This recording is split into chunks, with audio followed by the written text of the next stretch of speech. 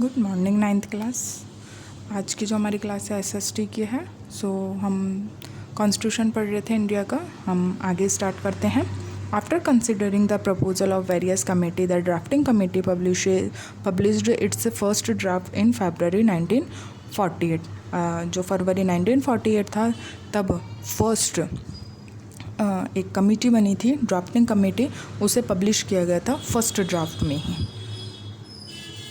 Indian people were given a period of 8 months to consider it, the give suggestions। और इसी के साथ ही जो इंडिया था, इंडिया के जो लोग थे, उन्होंने एक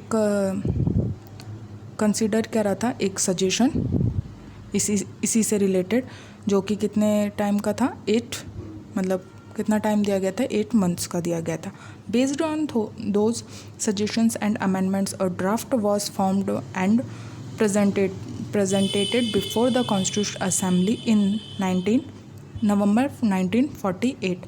नवंबर 1948 को जो कॉन्स्टिट्यूट असेंबली थे उसमें उसके सामने रखा गया, क्या रखा गया, कुछ जो अमेंडमेंट्स थे वो, और इसी के साथ साथ जो अमेंडमेंट्स रखे गए और इसके साथ जो ड्राफ्ट वगैरह थे वो भी 1948 को सामने रखे गए। This draft was read for 3 times in the constituent assembly. और कॉन्स्टिट्यूट असेंबली में इस ड्राफ्ट को कितनी बार पढ़ा गया, 3 बार। ऑन द सेम डे, उसी दिन, the Indian constitution was adopt. और उसी दिन क्या किया गया, जो इंडियन कॉन्स्टिट्यूशन था वो अडॉप्ट किया गया, इनैक्ट एंड लेट डाउन। और इसी के साथ साथ ही जब इसे अडॉप्ट किया गया तो ये बन करके तैयार भी हो गया। The last meeting of the constitution assembly took place on 24 जनवरी 1950। और इसके बाद में क्या हुआ था, जो कॉन्स्टिट्यूट असेंबली है वो लास्ट मीटिंग थी 24 जनवरी 1950 को हुई थी। और इसमें क्या हुआ था, ऑन दैट डे, और उसी दिन members of the constituent assembly sign the constitution. और इसी के साथ साथ जो मेंबर्स थे उन्होंने कॉन्स्टिट्यूट असेंबली में ही इस पर साइन कर दिए गए थे। The constitution of India was enforced of 26 जनवरी 1950। और इसी के साथ साथ जो कॉन्स्टिट्यूट असेंबली थी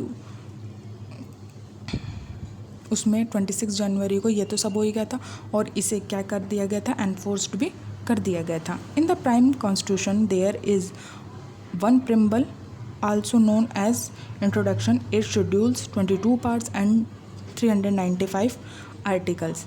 इसी के साथ साथ ही जो कॉन्स्टिट्यूशन था उसमें एक तो प्रिम्बल, जिसे बोलते हैं प्रस्तावना, एक तो उसे ऐड किया गया, और उसके साथ साथ 8 शेड्यूल्स, 22 पार्ट्स और 395 आर्टिकल्स, ये क्या किए गए, इसमें थे, मतलब ऐड किए गए या इसमें बनाए गए।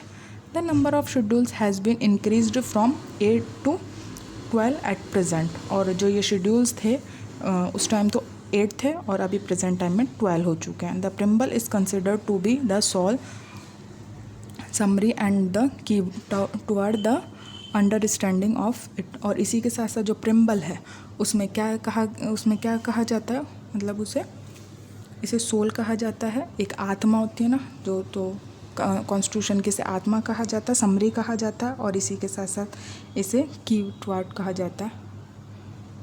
ठीक है। Apart from farming the constitution, the constituent assembly performed various other important functions also.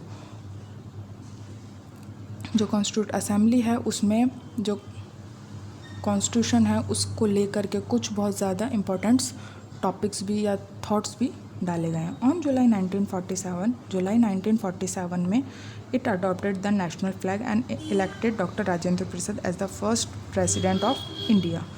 1947 जुलाई में इसे नेशनल फ्लैग को अडॉप्ट किया गया, मतलब इसे अपनाया गया, और इसी के साथ साथ जो डॉक्टर राजेंद्र प्रसाद थे वो इस टाइम के क्या बनाए गए, फर्स्ट प्रेसिडेंट इंडिया के बनाए गए। हु टुक ऑथ ऑन 26 जनवरी 1950। और उन्हें ऑथ दिलाई गई, शपथ दिलाई गई, कब, 26 जनवरी 1950 को। Along with this India emerged as a democratic republic nation. और इसी के साथ साथ जो इंडिया था वो क्या बना, डेमोक्रेटिक रिपब्लिक नेशन।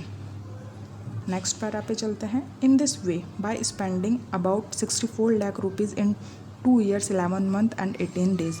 जो हमारा कॉन्स्टिट्यूशन है उसमें 64 लाख रुपीज़ का खर्चा आया है और 2 year 11 month और 18 days में ये पूरा का पूरा बन करके रेडी हुआ। The constituent assembly completed the historical work of framing the constitution of India, but our journey does not end just with the formation of the constitution. ये क्या है, ये पूरा फ्रेम बताया गया है कि मतलब हिस्टोरिकली है कि इतना इसमें खर्चा हुआ और इतना टाइमिंग लगा है, और पर ये कहा गया है कि ये ख़त्म ही नहीं होता यहाँ बन करके, इसमें अभी भी काफ़ी सारी चीज़ें एडेड होती जा रही है, अमेंडमेंट्स हुए जा रहे हैं अभी भी, और ये हो सकता है आगे भी चले क्योंकि अभी तक तो हो ही रहे हैं और आगे भी ऐसा ही रहेगा। इन नवंबर 1949 को doctor B R Ambedkar said in the constituent assembly में, जो डॉक्टर बी आर अम्बेडकर थे उन्होंने कॉन्स्टिट्यूट असेंबली में कहा था that I feel however a good constitution may be it is sure to turn out bad if those who are called to work on it happen to be a bad lot. अब जो ये थे B R Ambedkar थे, उन्होंने क्या कहा कि मैं जो कॉन्स्टिट्यूशन है मैं उसका काम है जो वो तो मैं कर रहा हूँ, मतलब मैं देख रहा हूँ, बट इससे भी ज़्यादा ख़राब बात ये है कि इसे मैं एक मतलब फिक्स नहीं कर सकता, मैं इसे ये कहा था उन्होंने। Doctor Rajendra Prasad in his finishing speech said, और जो डॉक्टर राजेंद्र प्रसाद थे उन्होंने भी अपना जो स्पीच थी वो देते हुए कहा, if the people who are elected, जो पीपल इलेक्टेड हुए हैं, prove to be eligible, principled and honest, then they will transform even a faulty constitution into excellent. उन्होंने भी यही कहा है कि जो लोग चुने गए हैं या जो लोग इलेक्टेड हुए हैं वो क्या होने चाहिए, बेकार नहीं होने चाहिए, और अपने जो काम है वो बहुत अच्छे तरीके से करें, और इसी के साथ साथ जो एलिजिबल भी हुए हैं और फॉल्टी नहीं होने चाहिए और अपना काम है वो एक्सीलेंट लेवल पर करें। If they prove to be lacking in qualities then the constitution can not prove to be of any help for the country. और इन्हीं के साथ में ही कि उन्हें क्या है, प्रूफ भी करना है कि जो कॉन्स्टिट्यूशन है उसमें कोई कमी नहीं है, और अगर हेल्प की ज़रूरत पड़े तो ये भी करेंगे, पर इसी के साथ साथ मतलब आपको गलत काम नहीं करना है, आपको सब अच्छा काम करना है। ये उन्होंने अंबेडकर जी ने भी कहा था और डॉक्टर राजेंद्र प्रसाद ने भी अपनी स्पीच में कह दिया था। Every constitution is a mirror of the ideal ambitions and value of its founders and builders. अब इसी के साथ साथ जो इंडियन कॉन्स्टिट्यूशन है उसमें जो फाउंडर्स हैं और जो बिल्डर्स हैं उनके लिए कहा गया है कि ये एक मिरर है और ये एक वैल्यू है, एक एम्बिशन से एक आइडियल है for enabling the constitution toward smooth fulfillment of its objectives. We will have to become responsible citizens, sacrificing and nationalists।